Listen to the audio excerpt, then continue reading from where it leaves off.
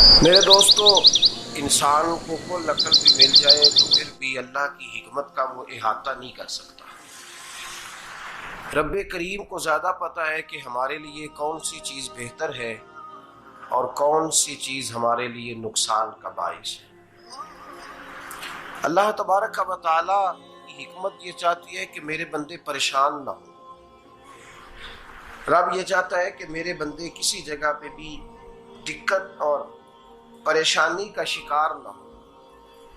तो अल्लाह तबारक व तआला ने राह एतदाल इख्तियार करने का हुक्म इरशाद फरमाया कि तुम एतदाल के रस्तों पे चलो, मोतदल जिंदगी गुजारो, अफरातो तफरीद से बचो। आज जिस माशरे में हम वक्त गुजार रहे हैं, इस माशरे में हम इस बात को समझने से कासिर हैं कि असल हमारा मसला क्या है। हमारा असल जो मसला है उसकी शनाख्त हमें कैसे होगी और हम फिर उस तक रसाई किस अंदाज में हासिल कर पाए। हम हमेशा अपनी आमदन बढ़ाने के चक्कर में रहते हैं। एक काम और शुरू कर लें, पार्ट टाइम जॉब शुरू कर लें, कोई साइड बिजनेस उसका आगाज कर लें।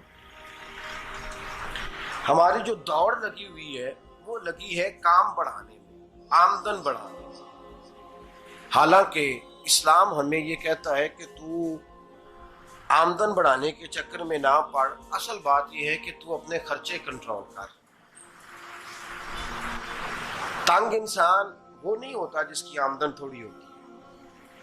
ये तवज्जो कीजिएगा मेरी बात, ये कीमती बात है और गुफ्तगू सारी का लुबे लुबाब है। तंग बंदा वो नहीं होता जिसकी आमदन थोड़ी होती है। असल परेशान वो होता है जिसके खर्चे ज्यादा होते हैं। और हमारा जो रोजमर्रा का नुकसान हो रहा है ना, वो आमदन के मामलात में नहीं हो रहा। बुनियादी नक्श जो वाक़या हो रहा है वो ये है कि हमारे अखराजात ज्यादा, और वो अखराजात किसी और ने नहीं बढ़ाए। वो खर्चे हमने खुद बढ़ा लिए हैं और अब हमें उसका नुकसान भुगतना पड़ रहा है।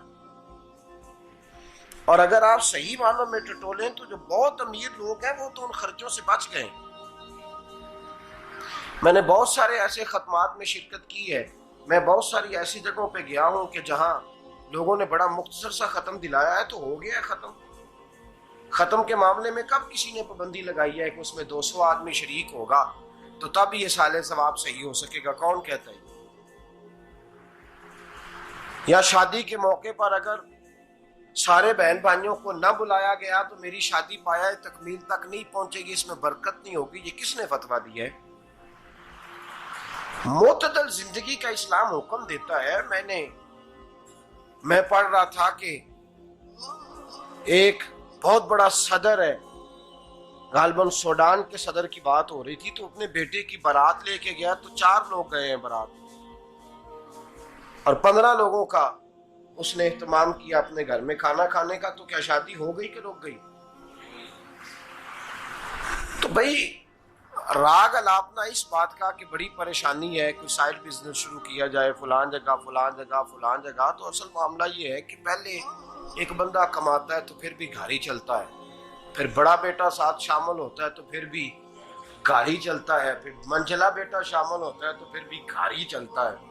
जो रोना दादाजी रोया करते थे कि बड़ी मुसीबत है, बड़ी मुश्किल है, गाँव में रह अकेले होते थे और वो 5 बच्चों को और 4 बच्चियों को वो पालते थे, तो जो वहां परेशानी थी वही आज परेशानी शहर में आकर पढ़ लिख कर मोटी तनख्वाह लेकर वही परेशानी हमें है।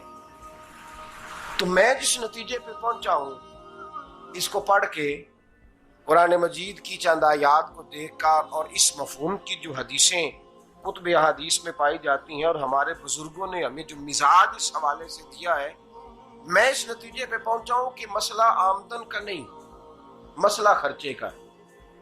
हमारे खर्चे बुनियादी तौर पर ज्यादा, और अगर फिर हम ज्यादा बोझ खवातीन पे डालते हैं कि वो मुतालबे ज्यादा करती हैं। और अगर आप मुझसे पूछें तो खवातीन की भी अगर किसी जगह कोई आदत खराब होती है तो उसमें असल किरदार उसका होता है जो वो आदत खराब तो क्यों अपने गले से उतार के आप किसी के गले में बात डालने के चक्कर में है? वो खवातीन की तबीयत नहीं ऐसी है। असल बात यह है कि हमने आदत डाली है, हमने ये मिजाज उनको दिया है तो उनका बना है, न कैसे बन सकता। तो एतदाल जब तक जिंदगी में नहीं होता, पानी प्यास बुझाता है, लेकिन एक गिलास ही हो तो प्यास बुझाता है। बाल्टी को मुंह को लगाएगा तो कपड़े भिगो देगा उसके। हालांकि पानी बुरी चीज का नाम नेमत है ना, बहुत बड़ी अल्लाह की, लेकिन प्याले में ही अच्छा लगता है। कोई मटका मुंह को लगाएगा तो तंग होगा, प्याला ही बेहतर है उसके लिए।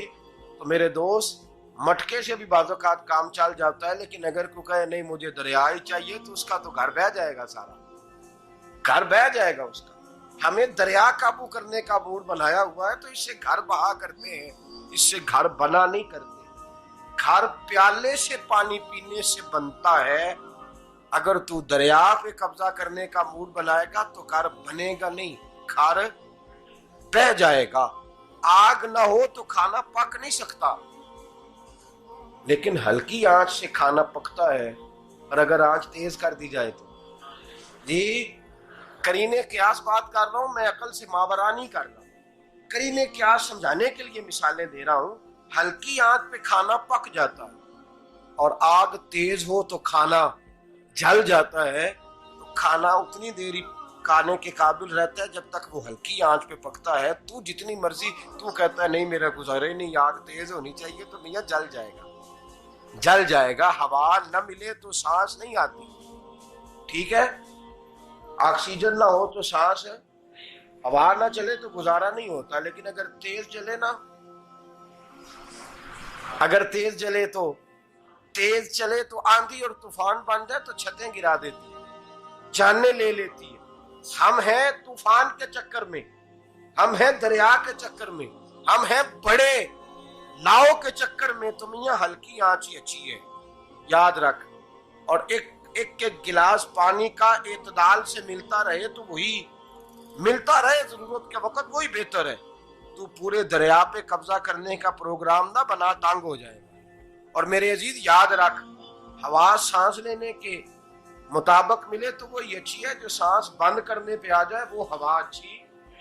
हमने चक्कर चला लिया है कि ज्यादा पैसा, रातों रात पैसा, लंबा पैसा, ये प्लाट भी मेरा, वो प्लाट भी मेरा, गुजरांवाला भी, गुजरात भी, लाला मूसा खाड़ी और पिंडी तक जहां मैं जाऊं मेरे नाम की तख्तियां लगी हुई होनी चाहिए। इस्लाम मना